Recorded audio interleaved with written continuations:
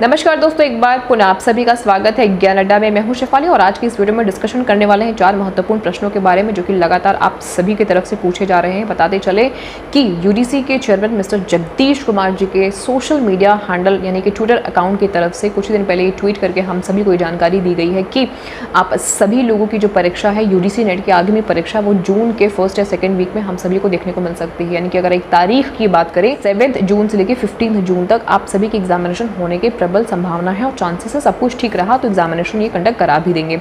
इसी सिचुएशन में फॉर्म्स से रिलेटेड या यूडीसी से रिलेटेड कुछ 4-5 महत्वपूर्ण प्रश्न जो आपकी तरफ से पूछे जा रहे हैं आज की इस वीडियो में उसी को एड्रेस करेंगे। इसलिए वीडियो को आप सभी लोग लास्ट तक देखेंगे क्योंकि काफी इंफॉर्मेटिव सेशन होने वाला है। तो सबसे जो पहला सवाल है वो ये कि अगर आप यूजीसी नेट का फॉर्म फिलअप करते हैं तो एजुकेशन क्वालिफिकेशन मिनिमम क्या होनी चाहिए। दूसरा प्रश्न ये कि अगर आपकी मास्टर डिग्री अभी चल रही है या अगर आप अपियरिंग में है तो क्या आप यूजीसी नेट का फॉर्म भर सकते हैं। तीसरा क्वेश्चन ये कि एज लिमिट क्या कुछ है नेट के लिए और जेआरएफ के लिए। चौथा क्वेश्चन ये कि नेट और जेआरएफ दोनों में डिफरेंस क्या है। पांचवा क्वेश्चन ये कि नेट की और जेआरएफ की वैलिडिटी पीरियड कब तक की है। तो इन पांचों क्वेश्चन को एक एक करके समझेंगे। तो सबसे पहले ये समझते हैं कि एजुकेशन क्वालिफिकेशन मिनिमम आपकी क्या होनी चाहिए।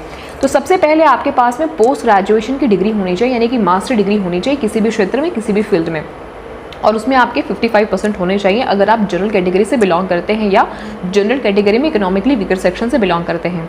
इसके अलावा अगर आप एससी हैं, एसटी हैं, पीडब्ल्यूडी हैं, ओबीसी हैं, ट्रांसजेंडर है तो आपका 50% में काम बन जाएगा।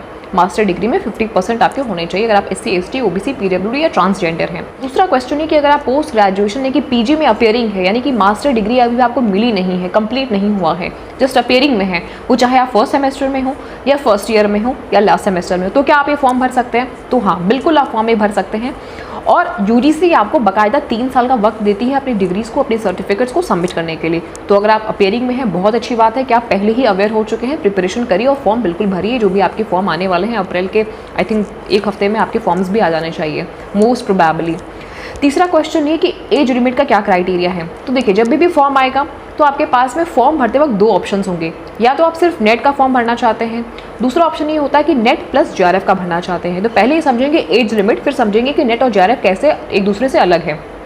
तो अगर आप नेट का फॉर्म भरना चाहते हैं, प्योर नेट भरना चाहते हैं, लेकिन नेशनल एलिजिबिलिटी टेस्ट सिर्फ आपको ये एग्जामिनेशन को क्वालिफाई करना है तो आपकी अपर एज की कोई लिमिट नहीं है। अगर आपकी उम्र 100 साल भी है फिर भी आप आराम से फॉर्म भर सकते हैं।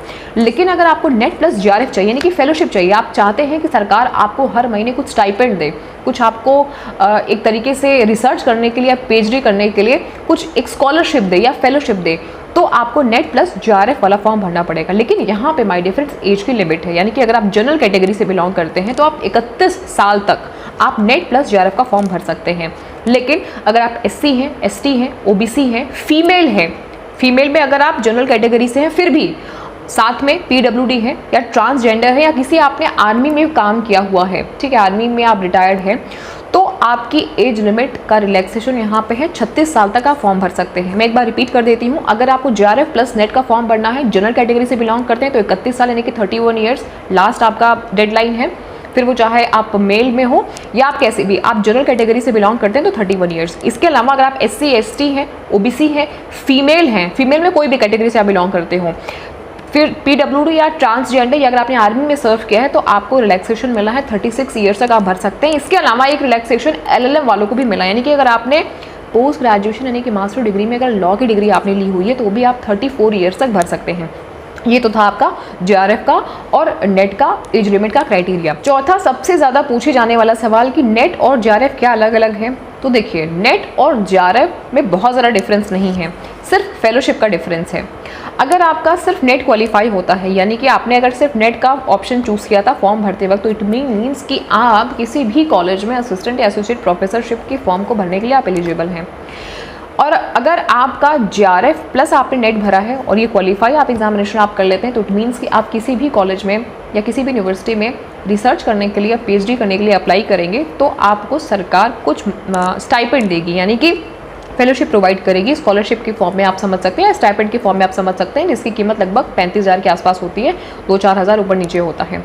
तो जेआरएफ उनको ही काम आने वाला है जो कि आगे भविष्य में पीएचडी करना चाहते हैं, रिसर्च के क्षेत्र में आगे बढ़ना चाहते हैं। भले ही आपने जेआरएफ क्वालिफाई कर लिया है, यानी कि नेट प्लस जेआरएफ क्वालिफाई कर लिया है, और अगर आप घर पे बैठे हुए हैं और ये सोचिए कि सरकार आपको पैसे देगी घर पे बैठने के, तो इस भ्रम में बिल्कुल मत रहिए।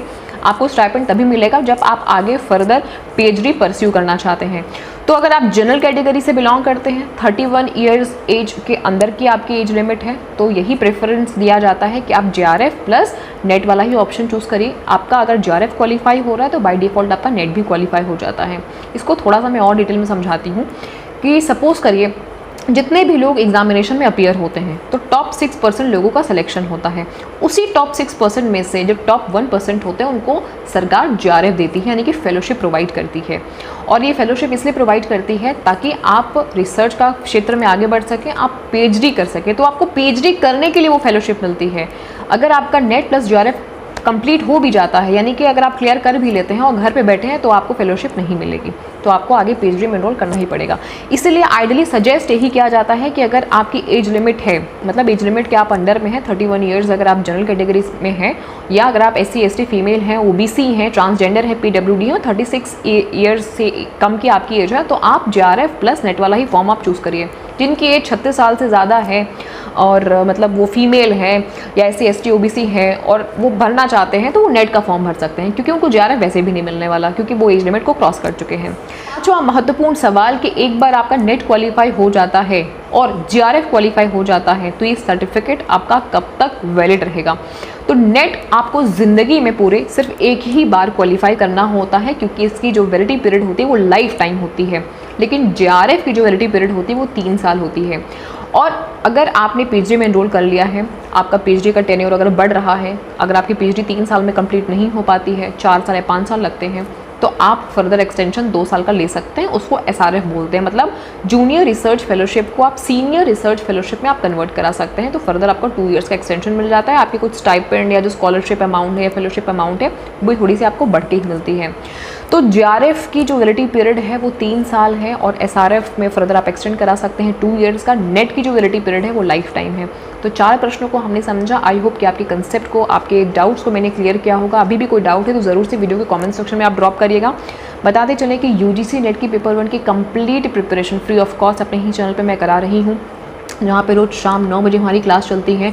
स्ट्रक्चर्ड वाइज क्लासेस मैं आपको कराती हूँ, यूनिट वाइज, टॉपिक वाइज। कोई भी यूनिट को मैं भगा के नहीं पढ़ाती हूँ, बिल्कुल टॉपिक वाइज चीज़ों को मैं आपको क्लियर करा रही हूँ। प्रैक्टिस सेशंस भी कराती हूँ, PYQs भी कराती हूँ, यानी कि प्रीवियस ईयर क्वेश्चंस भी कराती हूँ, डाउट क्लियरिंग सेशंस भी होते हैं, डेली बेसिस पे क्विज भी ऑर्गेनाइज मैं कराती हूँ।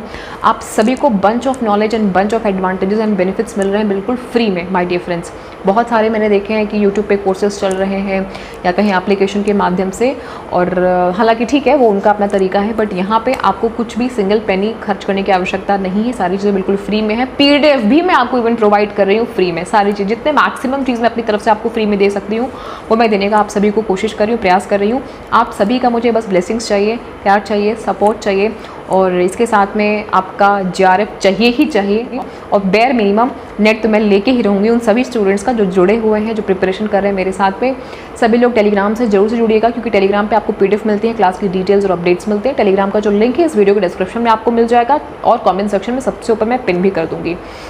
तो बस इस वीडियो में सिर्फ इतना ही, और कोई भी फर्दर आपके डाउट्स हैं UGC नेट के एग्जामिनेशन से संबंधित तो ज़रूर से पूछेगा। फॉर्म्स आप सभी के 1 हफ्ते में या 1 हफ्ते से 10 दिन में आप सभी को देखने को मिल सकते हैं।